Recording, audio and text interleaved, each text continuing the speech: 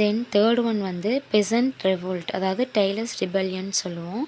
So Besant அப்படின்னாலே farmer, ரிவோல்ட்டுனா அந்த போர் நடந்தது. ஸோ இது எப்போ நடந்தது அப்படின்னா 1381 நடந்தது. இதை வந்து லீட் பண்ணது யார் அப்படின்னா யாட் டெய்லர் அப்படிங்கிறவர். ஸோ அதனால தான் இதுக்கு பேரே வந்து டெய்லர்ஸ் ரிபல்லியன் அப்படிங்கிறது இதுக்கு பேராக வந்தது. பெசன்ட்ஸ் ரிவோல்ட்னாலும் டெய்லர்ஸ் ரிபல்லியன்னாலும் ஒன்று தான். இந்த எதனால் இது வந்தது அப்படின்னா கவர்மெண்ட் வந்து ஹெவியான டேக்ஸஸ் வந்து புவர் பெசன்ட்ஸ் மேலே, அதாவது புவர் ஃபார்மர்ஸ் மேலே டிக்ளேர் பண்ணியிருப்பாங்க. ஸோ அதோட ரிசல்ட்டு தான் இந்த பெசன்ட் ரிவோல்ட். தென் த லொலாட்ஸ் மூமெண்ட் அப்படிங்கிறது ரிஃபர்மேஷன், அதாவது மாற்றங்கள் நிறைய நடந்தது. இங்கே லொலாட்ஸ் மூமெண்ட்டில் என்னென்ன நடந்ததுன்னா கரப்ஷன் ஆஃப் த சர்ச்சில் வந்து நிறைய கரப்ஷன்ஸ் நடந்தது. நெக்ஸ்ட்டு இமென்ஸ் வெல்த், ஸ்கேண்டல்ஸ் இன் மொனாஸ்ட்ரிஸ், அதாவது தவறான விஷயங்களை வந்து ஏழைகள் மேலே திணிப்பாங்க இல்லைங்களா. ஸோ அது எல்லாமே இங்கே நடந்தது. அதற்கான மாறுதல்கள் தான் இங்கே நிறைய விஷயம் நடந்தது. அதே மாதிரி கேத்தோலிசம், இங்கிலாண்டில் கேத்தோலிஸ்டை ஆப்போஸ் பண்ணி இருந்தாங்க இல்லைங்களா.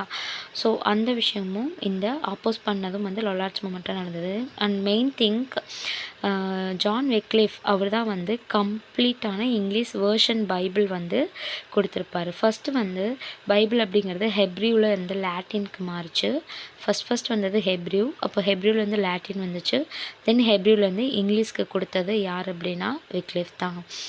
தென் ஃபிஃப்த் ஒன் என்னென்னு பார்த்தோம்னா த ரெனைசன்ஸ், அதாவது மறுமலர்ச்சி, நிறைய டெவலப்மெண்ட்ஸ் வந்து வந்தது.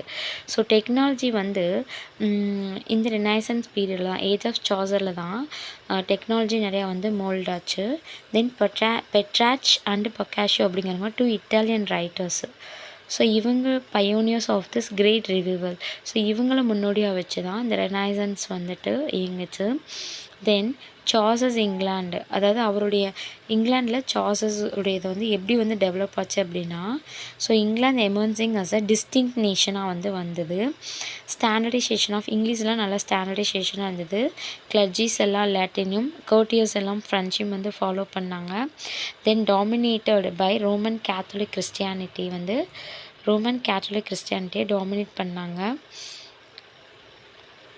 இன்னொன்று ரோமன் கேத்தலிக் கிறிஸ்டியானிட்டி மூலமாக அவங்களால இவங்க வந்து dominate பண்ணப்பட்டாங்க.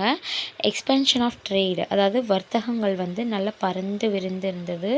Renewed study of the literature of classical antiquity, அதாவது அந்த பழங்கால இலக்கியத்தை வந்து அதனுடைய அந்த ஸ்டடீஸை வந்து ரினியூ பண்ணாங்க.